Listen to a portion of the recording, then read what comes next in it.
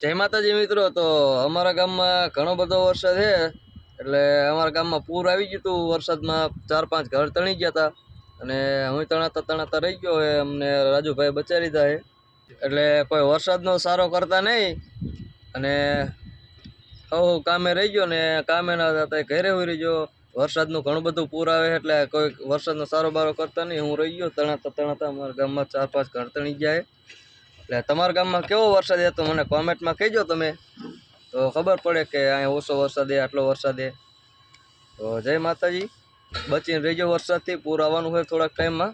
આમાં લાલે ફૂલ ગાય આપેલી છે એટલે અમે આવતા રહીએ, કંપની અમારી, એટલે અહીંયા તો તણાવવાની શક્યતા નથી।